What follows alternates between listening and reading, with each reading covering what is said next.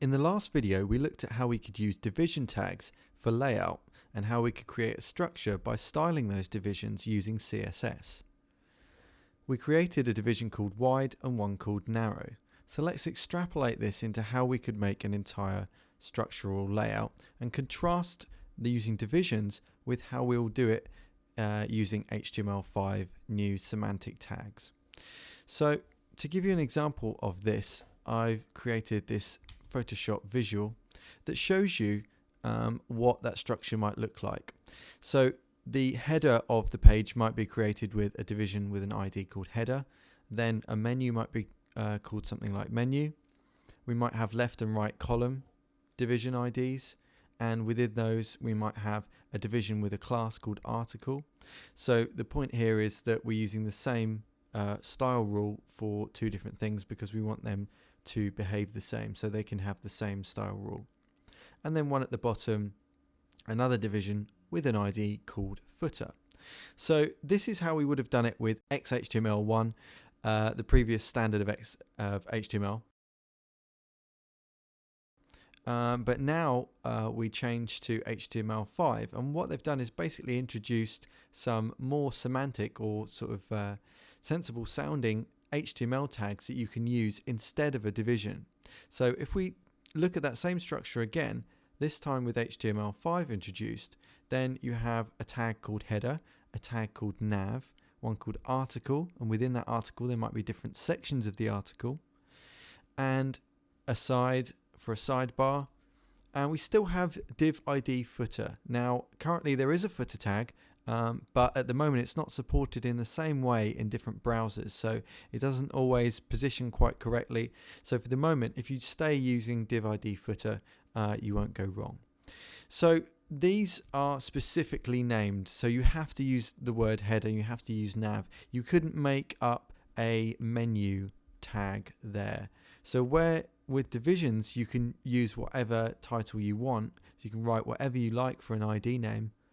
You can't do that with the new HTML5 tags, but they've created these specific tags to allow you to just write tags instead of divisions and IDs. So the CSS will be exactly the same, but it's just that the semantic sense of it is hopefully better and shorter to write, certainly. So let's take a look at how we can write this particular structure of a page. So if we go back to Dreamweaver, and if you want to keep what we've done so far, just do save as now and save this file as backup.html, or I don't know, pre-lesson 7 or whatever it's going to be. So what I'm going to do is to get rid of everything inside the body. So we've cleared out everything on our page. Then I can start writing out that structure. So the first thing in our structure, if we have a look at that again, is the header. Then comes a nav, article, section, etc. But before we do any of that, we need a tag to hold all of these things together. And what we do with that is to wrap them inside a division. So there's not an HTML5 tag for this particular thing that we're about to do either. So we're going to do that with a division. So this would be the same if we did it in XHTML also. So people usually call this wrapper or container because it basically holds everything together.